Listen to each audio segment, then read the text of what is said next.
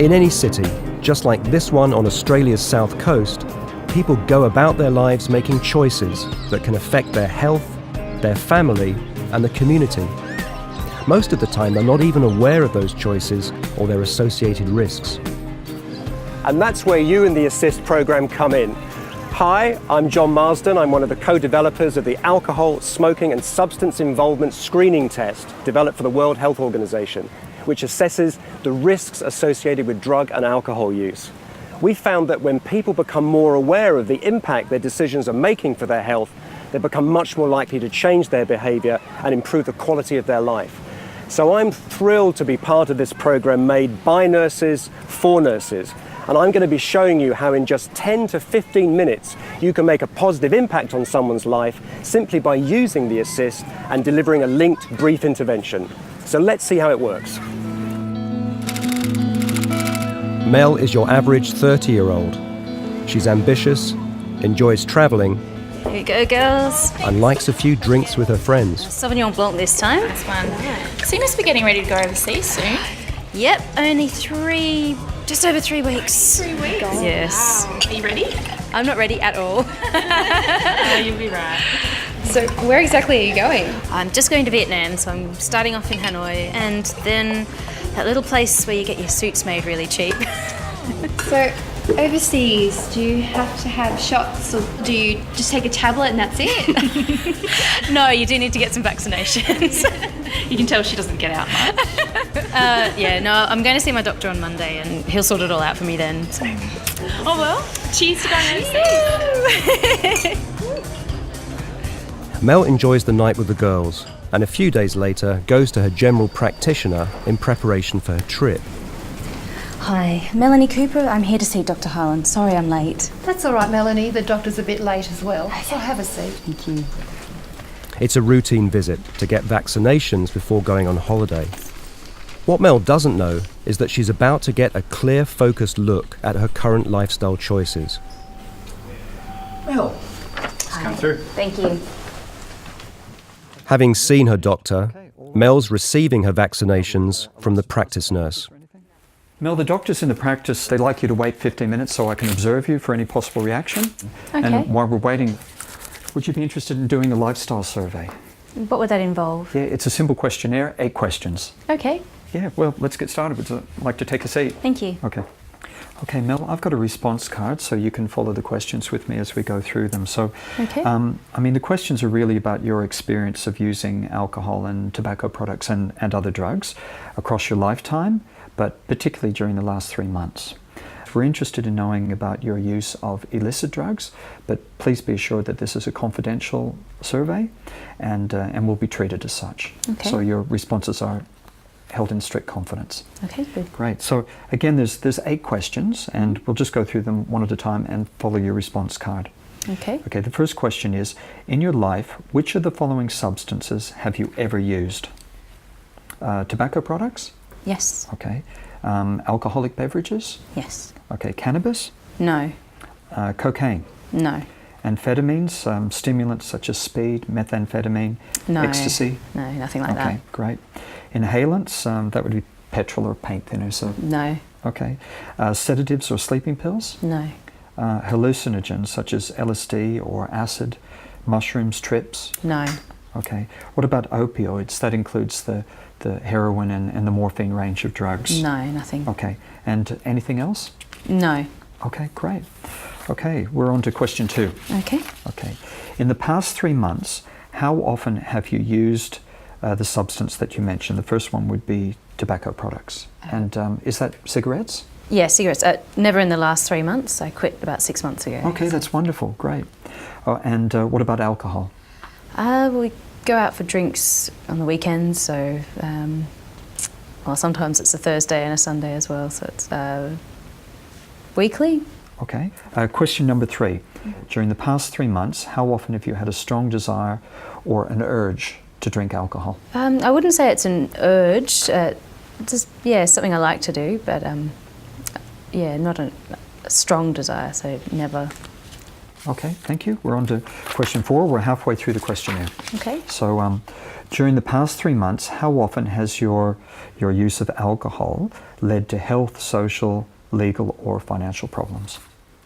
Well, health problems, I suppose you'd count the hangovers in that. I do get some pretty bad hangovers sometimes and some bad headaches. So Okay. probably, it's a few times in the month, so probably monthly.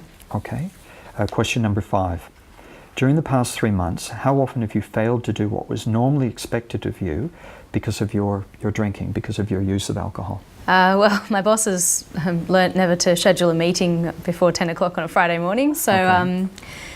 I used to miss a few meetings. So I'd probably say monthly. It's a few times the last month I haven't been able to get into work at all because of a hangover. Okay, so. thank you, Mel. Thank you for telling me that. Okay, question number 6 is, has a friend or relative or anyone close to you ever expressed concern about your use of tobacco?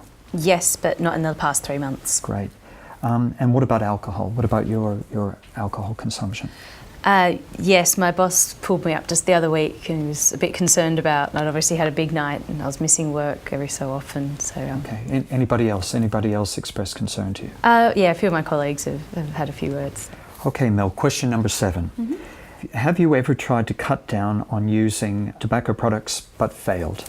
Yes, but not in the past 3 months. Okay, because you gave up some time Yeah, ago quit 6 and you've months not ago. used since? No. Wonderful, that's great. Okay, have you ever tried to cut down on using alcohol but failed? No, never. I've never seen the need to cut down. Okay, and we've got one final question, and I think you've largely already answered this. Have you ever used any drug by injection? No. Okay, that's great. Okay, that completes the survey, all 8 questions. Just give me a moment to tally up the results, and then we just need a minute or two to discuss that, and then I think it'll be time for you to go. All right, sure. All right, great. The ASSIST questionnaire has only taken a few minutes. Now, Mel is curious to see what happens next. From the nurse's perspective, screening for drug and alcohol misuse is a great start. But the real difference is made by providing a targeted brief intervention.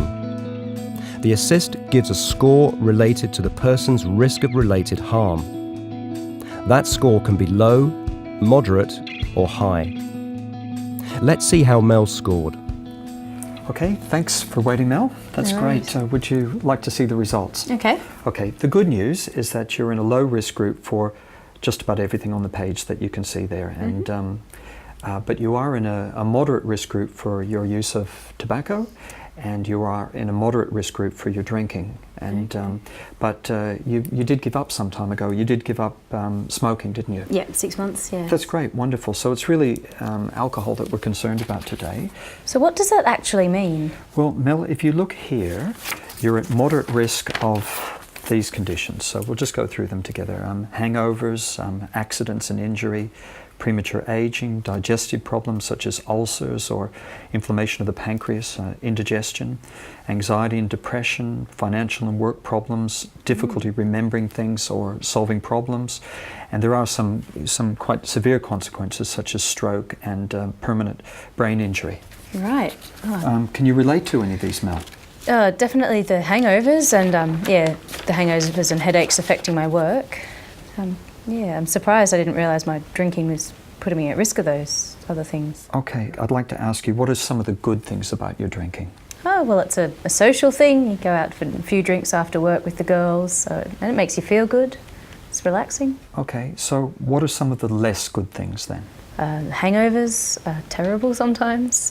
The headaches and sometimes loss of concentration at work. Things. Okay, so if the good things are associated with your time with your friends and socialising, the less good things are actually associated with some of the risk factors that we've talked about. Yeah. And is there anything in particular that concerns you? I have been concerned about how the hangovers have been affecting my work. Okay. Yeah. So what's most important to you at the moment? My career is very important to me. I'd hate to think that my drinking was going to affect how I do my job.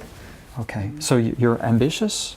Yeah, work's important take it to you? seriously, yeah. Okay, so Mel, for that reason, would you consider cutting back? Or perhaps even stopping your drinking for a while? I couldn't imagine not drinking at all, but I could certainly consider cutting back. Okay, that's good. Mel, ultimately the choice is yours, but there's some information that might help. Are you aware of the low-risk drinking guidelines? No. Okay. So the guidelines suggest no more than 2 standard drinks a day and no more than 4 standard drinks on any one occasion. And an occasion would be a night out with the girls. Okay. So, Mel, do you understand what a standard drink is? No. Okay. Well, Mel, on the wall there's a poster and a picture of a wine glass, and it's about half full, and that's 100 mils, which is considered a standard drink of wine. And you can see on this plastic beer mug that 100 mils comes to about there. Right, okay. Yeah, no, when I have a glass of wine, I'd have a full glass, so I've probably been drinking a lot more than I realised. Okay, well, Mel, if cutting back is something that you're thinking about, the Reduce Your Risk brochure is very helpful, and it's got some really good information. You can see it's not too complicated, and it, what do I need to know? What do the guidelines recommend? What are the health risks? And we've discussed some of those health risks, and you've identified some of those. And what is a standard drink? So you know what a standard drink is now, and I think you might be a little more aware of some of your possible health risks. Yeah. Okay, yeah. Why don't you take that brochure? Yep, okay. And one of the tips is to, when you go out for a night with the girls, to have a plan about what you intend to drink. Maybe keep count of what you drink, and alternating a glass of wine with a glass of water. Is that something that you'd consider? Yeah, certainly. Okay, that's great. Wonderful. Okay, so please take the brochure. Yeah. And do you have any questions? No, but you've given me a lot to think about. That's great. So Mel's okay to leave, and we'll find out shortly if that brief intervention has made any difference to her behaviour. A key to the assist being effective is that the brief intervention is matched to the person's stage of change. But what do we mean by that? The stage of change model developed by Prochaska and Di Clemente provides a useful framework for understanding the process of behaviour change. And this is important when we consider how ready somebody is to make alterations to their substance use. The assist-linked brief intervention aims to help people as they move through one or more changes. So let's take a closer look at Mel's journey in relation to this model. We could see that Mel was in the pre-contemplation stage when she was out happily drinking with her friends. Many people who are seen in the primary care setting are likely to be in this stage. In Mel's case, we saw the nurse focus on raising Mel's awareness of the risks related to her current pattern of consumption. Anxiety and depression, financial and work problems, difficulty remembering things or solving problems. Mel started thinking about her alcohol use when asked to explore the good and less good things about her drinking. Oh, well, it's a social thing. You go out for a few drinks after work with the girls, and it makes you feel good. It's relaxing. Okay, so what are some of the less good things then? Hangovers are terrible sometimes. The headaches. The nurse reflected on the issues raised by Mel and provided brief advice and take-home information. But has it made any difference? Let's check in on Mel 1 week later.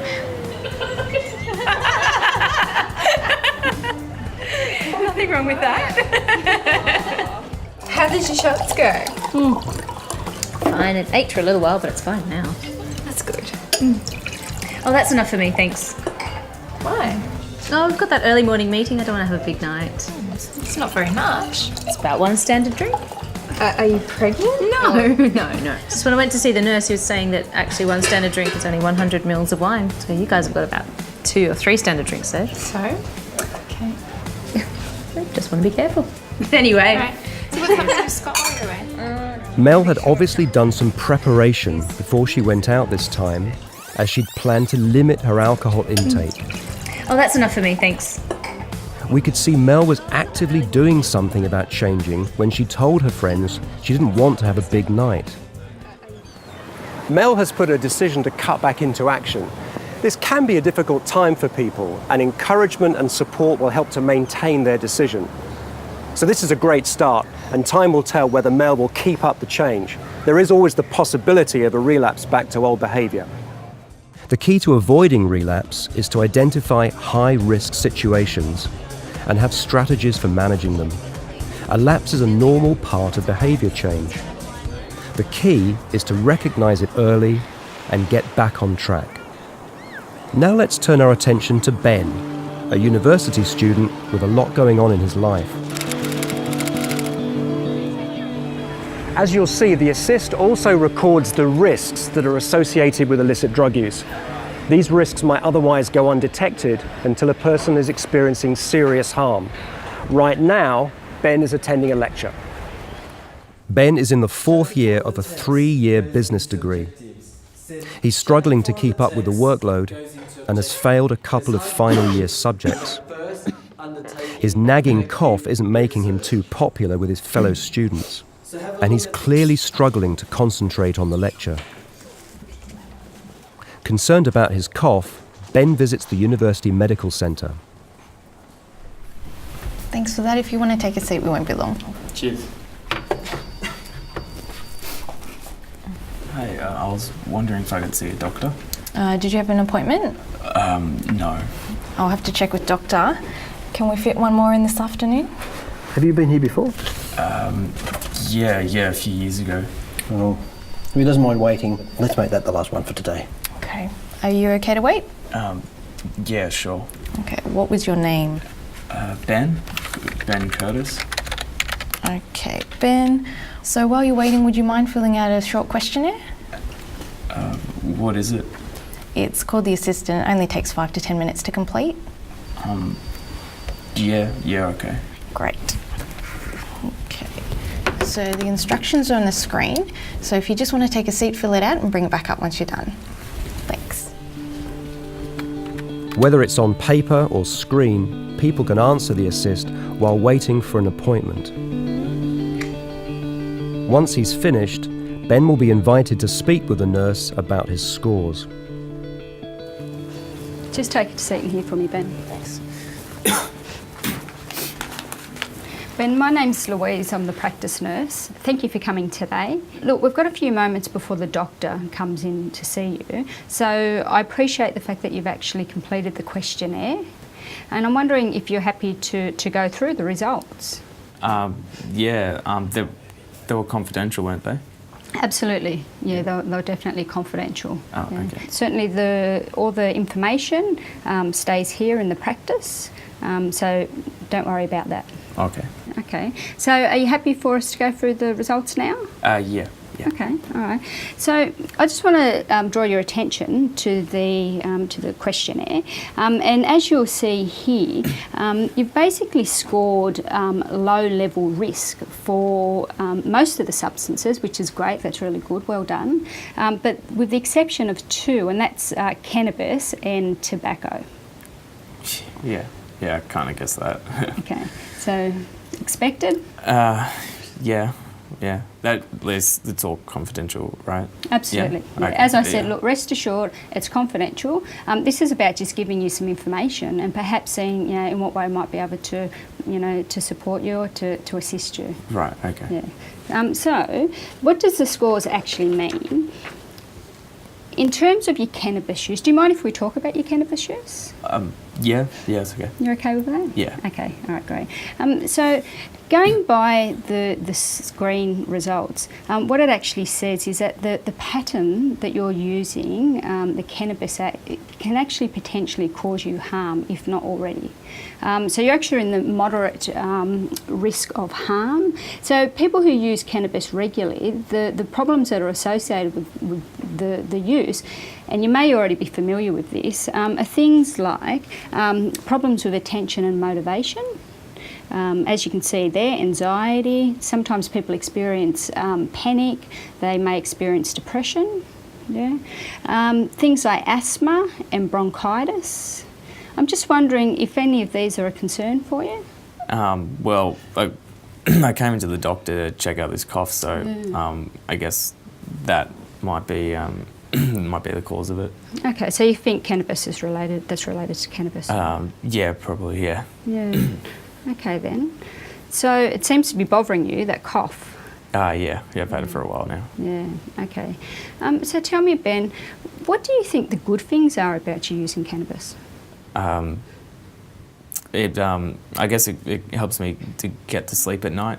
It kind of calms me down. Like when I get really stressed at uni, I'll have a puff and I'll just be, it'll calm me down a lot. It's kind of what we do at the house where I live. All right. So what then would the not so good things be about smoking cannabis? Well, I used to be really fit and play soccer a lot, but I can't run like I used to. I feel like I get out of breath very quickly, and it's kind of interfering with uni. Like I've had to repeat a year and do 2 more subjects. Okay. So what you're saying is basically, on one hand, smoking cannabis relaxes you, it calms you down, and it helps you sleep. And on the other hand, it seems to be having a negative impact on your fitness, and you're actually failing at university. Would that be right? Yeah, that's right. So what's most important to you then, Ben? I guess I just really want to get home, see my family. I haven't been home in a while. Okay. And yeah, see my family or friends. Okay. And why is that? Well, my parents don't know about the pot, so kind of a bit anxious to tell them. And my friends back at home don't smoke it, so they kind of pay me out for it, which is a little bit embarrassing. Yeah, okay. So have you ever put any thought into perhaps cutting back or stopping your cannabis use? No, I've never thought about it. No? So looking at these results, what do you think perhaps are your options? Well, I suppose I just cut back a little bit. I'm not quite sure. I've never really asked anyone about it. Okay. All right. So I guess for today, what we can offer you is basically, I have a booklet here, and what's the deal on quitting? And it's a really good booklet that it's a do-it-yourself guide to quitting cannabis. And again, this is absolutely up to you. Okay, it's all about a choice whether or not you want to stop or cut down your cannabis use. But certainly that booklet might be might give you something to think about. And some people find it really difficult to stop smoking cannabis by themselves. I'm wondering, do you think it would be difficult to do? Oh, definitely. Like everyone where I live at the moment, my housemates smoke it a lot, so it's always around. So that can be really difficult. Yeah. Okay. So in addition to this booklet, what I'd like to give you then is a brochure perhaps to take away. I'm not sure if you're aware, but we actually have drug and alcohol services in the area, and they work all the time with people who are looking at cutting back or stopping cannabis use. So they have a support line. So I might just give you that brochure as well to see, it's something for you to think about in terms of changing your pattern of use. Okay. Yeah. So, how do you feel about the outcome of today, Ben? Yeah, good. I feel, it should be something I should look into. Yeah, okay. Look, thank you so much. I really appreciate the fact that you've taken the time, and the doctor should be available now. So You can see that by using the basic principles of motivational interviewing, the nurse was able to engage Ben and raise concerns about his cannabis use. She used the FRAMES model to conduct the brief intervention. Providing personally relevant feedback is a key component of a brief intervention. For Ben, this started with the explanation of his ASSIST score, and information was provided about the risks associated with his current cannabis use. What it actually says is that the pattern that you're using, the cannabis, can actually potentially cause you harm, if not already. A key principle is for the person to understand that they are responsible for their own actions. This sense of control has been found to be an important part in motivation for change and in decreasing resistance. The nurse affirmed throughout their discussion that ultimately the choice was Ben's. This is absolutely up to you. Okay, it's all about a choice whether or not you want to stop or cut down your cannabis use. A central component of effective brief intervention is to provide clear, objective advice in a non-judgmental manner. The nurse first determined that cutting down was an option for Ben, and then provided relevant advice. What we can offer you is basically, I have a booklet here, and what's the deal on quitting? And it's a really good booklet that it's a do-it-yourself guide to quitting cannabis. Offering a range or menu of options allows the person to choose the strategy most suitable for their situation. In Ben's case, the nurse offered a range of options from self-help material to local drug and alcohol services. I'm not sure if you're aware, but we actually have drug and alcohol services in the area, and they work all the time with people who are looking at cutting back or stopping cannabis use. So Throughout the brief intervention, the nurse expressed empathy by asking open-ended questions, listening carefully to Ben's answers, summarising, and clarifying her understanding of his situation. I'm wondering, do you think it would be difficult to do? Oh, definitely. Like everyone where I live at the moment, my housemates smoke it a lot, so it's always around. So that can be really difficult. Self-efficacy is a person's confidence in their ability to make a change. It is particularly useful to elicit self-efficacy statements from people, as they are more likely to believe what they hear themselves say. Looking at these results, what do you think perhaps are your options? Well, I suppose I just cut back a little bit. I'm not quite sure. I've never really asked anyone about it. Even a minor change after a brief intervention can be enough to avoid the harmful effects of drug use in the future.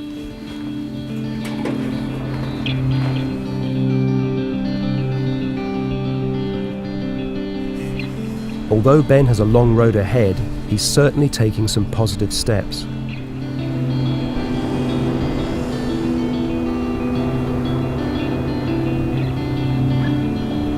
Hey, Mum. Yeah, it's me. I'm good. How are you? Yeah, uni's good. Oh, nothing much, usual stuff. I'm actually thinking of coming home this weekend. I'm thinking Friday? Yeah, that'd be good. I miss him. I love you too. Okay, bye. So as you've seen with Ben and Mel, the Assist can make a difference in primary healthcare settings. Now let's explore how the Assist can be used in acute care settings. I've been invited to attend an Assist brief intervention training session for emergency department nurses. So the key is to link the appropriate intervention with a patient risk category. John. Jen, hi. Can I join you all? Please do. Hi, everyone. So we're now about to put theory into practice with a role play. And in this scenario, the patient is Eddie. Now, Eddie presents to the emergency department in the early hours of the morning following a fall. So let's meet Eddie. You should be able to get in and see him in about half an hour. If you'd just like to take a seat and someone will come and get you. Thank you. You're welcome.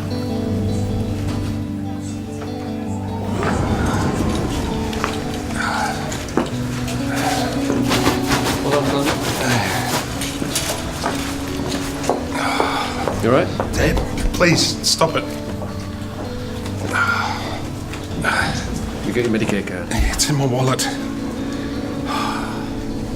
You got your wallet? Yes, it's in my pocket.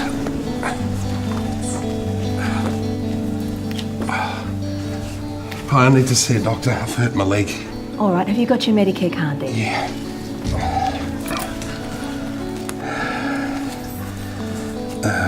Where is it? Do you want me to get it? Dad, stop. It's all right, take your time. There it is. Yeah. Do you know what the waiting time is? Oh, it shouldn't be too much longer. All right, if you'd like to take a seat, and the triage nurse will be with you shortly. Great. Okay, just...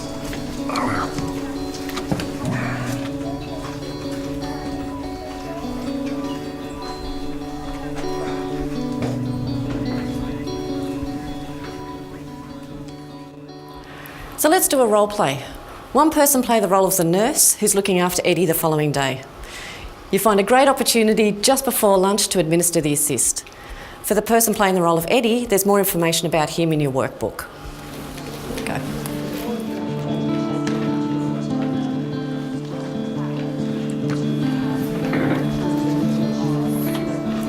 Okay, question 1. In your life, which of the following substances have you ever used? I smoke cigarettes, pot, I drink alcohol, and I've used GOI a few times. Question 2. So in the past 3 months, how often have you used the substance that you mentioned? Well, I haven't smoked for 5 years and haven't used pot or speed since my 20s, but I do drink every day. Question 3. Eddie, during the past 3 months, how often had you have a strong desire or urge to drink? I'm not sure it's an urge. I suppose it is because I have to have a drink every day. Okay. And question 4. During the past 3 months, how often has your use of alcohol led to health, social, legal or financial problems? Well, I went DUI again last month and I hurt my ankle. So I guess you have to write that down twice.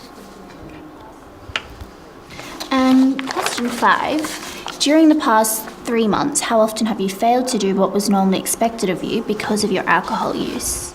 Well, I'm a cook, so I've missed a few early breakfast shifts, so pretty much weekly at the moment. Okay, question 6. Has a friend or relative or anyone else ever expressed concern about any drug? Yeah, my ex-wife still nags me about my drinking, and she won't let me see the kids now. Now my dad's nagging me too, especially since a DUI charge. Question 7. Have you ever tried to cut down on using any substance but failed? Yes, I tried to give up cigarettes 3 times. It took me 5 years, but I finally did it. Okay. I gave up pot and speed without any problem. Excellent. I've never really tried to give up alcohol or even cut down. What's the point? Okay, thank you. And question 8. Have you ever used any drug by injection? No, I've never injected drugs. Okay. Okay, so back in the large group now for a discussion. And John, would you like to join us? Pleasure. So, any comments, questions, concerns from the role play at all? Well, I don't think the real Eddie would have been as friendly and forthcoming as the role play Eddie. And why is that? Well, Eddie looked pretty angry in the scenario. I think it's a really good point. Asking Eddie questions on the assist as he arrives at an emergency department is really not a good idea. He's clearly in pain, he might be intoxicated. And I think the way that your scenario worked in the role play to ask him questions the next day at about 11:30 is a really good idea. Eddie's clearly going to be more comfortable, and in fact he might also have had the chance to reflect on his alcohol use. It's a good point. Yeah, I didn't even know what go it was. Yeah, okay. Do you know what it is now? Yes, speed, amphetamines. So what if that happens in real life? Yeah, it's a really good question, and because there's so many different names for drugs and new and emerging drugs, and it's impossible to list them all on the response card. I've always found it's just best just ask the patient. They're usually quite forthcoming with information about what drugs they're using.